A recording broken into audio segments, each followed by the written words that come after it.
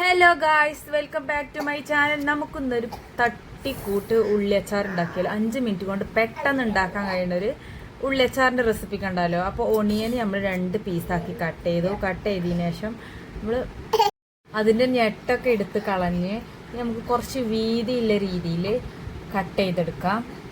ഉണ്ടോ, കുറച്ച് കട്ടിയിൽ വേണം ഇത് കട്ട് ചെയ്തെടുക്കാൻ, എന്നാലേ അത് കുറച്ച് എന്താ പറയുക അച്ചാറിൻ്റെ ആ ഒരു പരിവായി കിട്ടുള്ളൂ. ഇനി നമുക്ക് ഓരോന്നും ഇതളായിട്ടിരിക്കും, ഇതള് തൊലി എന്നൊക്കെ പറയും, അത് വേറിരിച്ചെടുക്കാം.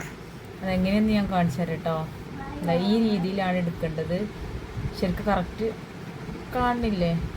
ഉണ്ടോ, ഇതുപോലെ അല്ലി വേറിച്ചെടുക്കുക. അപ്പോൾ ഇത് എല്ലാം നമ്മൾ ഈ രീതിയിലാക്കിയിട്ട് നമ്മളിതൊരു ബൗളിലേക്ക് ഇനി നമുക്ക് അതിലേക്ക് ആവശ്യമായ ഇൻഗ്രീഡിയൻസ് എന്തൊക്കെയാണ് നമുക്ക് കാണാം. വേപ്പില ആവശ്യത്തിന് ഞാൻ 1-2 കൊമ്പുണ്ടല്ലോ അതെടുത്തേക്കാണ്.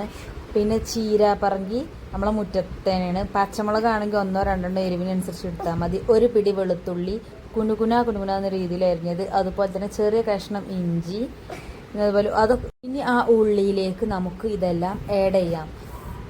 ചീരാപ്പറങ്കി ആഡ് ചെയ്തു, അതുപോലെ തന്നെ വേപ്പിലയും അതിലേക്ക് ആഡ് ചെയ്തു. ഇനി നമുക്ക് മസാലപ്പൊടികൾ ആഡ് ചെയ്യാം. ഒരു 1/2 ടീസ്പൂൺ മഞ്ഞൾപ്പൊടി, പിന്നെ 1/2 ടീസ്പൂൺ മുളക് പൊടി. ഇത് സാദാ മുളക് പൊടിയാണ്. ഇനി കളറിന് വേണ്ടി ഒരു 1.5-2 സ്പൂണോളം കാശ്മീരി മുളക് പൊടിയും കൂടി ആഡ് ചെയ്തിട്ടുണ്ട്. ഇനി അതിലേക്ക് ആവശ്യമായ ഉപ്പ് നിങ്ങൾക്ക് അറിയാമല്ലോ, നിങ്ങൾ ഇതിനനുസരിച്ച് ആഡ് ചെയ്യുക. അതിലേക്ക് 1/2 മുറി നാരങ്ങാ നീരോ അല്ലെങ്കിൽ 1/4 ഗ്ലാസ് വിനാഗിരിയോ ഒഴിച്ചു കൊടുത്താൽ മതി. ഞാൻ എസെൻസ് ആണ് ഒഴിച്ചത്, അതുകൊണ്ടാണ് 1/4 ടീസ്പൂണോളം ഒഴിച്ചു കൊടുത്തത്. ഭയങ്കര പുളിയായിരിക്കും, നിങ്ങൾക്കറിയാലോ. ഇനി നമ്മൾ കൊയകൊയാന്ന് കുഴച്ച് കൊടുക്കാം. ഇത് കണ്ടിട്ട് തന്നെ എനിക്ക് വായിൽ വെള്ളം ഊറുന്നു.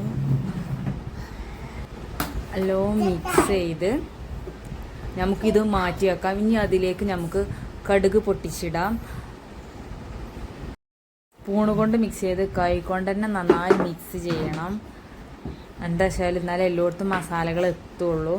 ഇനി ഇതിലേക്ക് അച്ചാറും പൊടി ഇടണമെങ്കിൽ ഇടാം. എനിക്ക് അച്ചാർ പൊടിയുടെ ഫ്ലേവർ അത്ര ഇഷ്ടമല്ല, അതുകൊണ്ട് ഞാൻ ആഡ് ചെയ്തിട്ടില്ല. ഇനി നമുക്ക് ഇതിലേക്ക് കടുക് പൊട്ടിക്കാൽ എന്തൊക്കെയാണ് അതിലേക്ക് ആഡ് ചെയ്യാം നോക്കാം.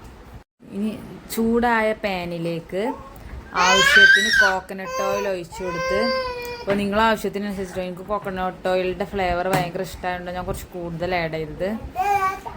പിന്നെ അതിലേക്ക് ചൂടായ എണ്ണയിലേക്ക് കടുക് ഒരു 1/2 ടീസ്പൂൺ കടുക്, 1/4 ടീസ്പൂണോളം ഉലുവ ആഡ് ചെയ്യാം. ഇനി കടുക് നന്നായി പൊട്ടി വരട്ടെ. നല്ലോണം ഇളക്കി കൊടുക്കണം, അടി കരിയാൻ ചാൻസ് ഉണ്ട്. എനിക്ക് ഇതിന് മുന്നേ അങ്ങനെ ഒരു അബദ്ധം പറ്റിയിട്ടുണ്ട്. നമ്മളെ കടുക് അങ്ങനെ കുടുകുടാറിന് അടിപൊളിയായി പൊട്ടി. ഇനി നമുക്കതിലേക്ക് വെളുത്തുള്ളി ആഡ് ചെയ്യാം.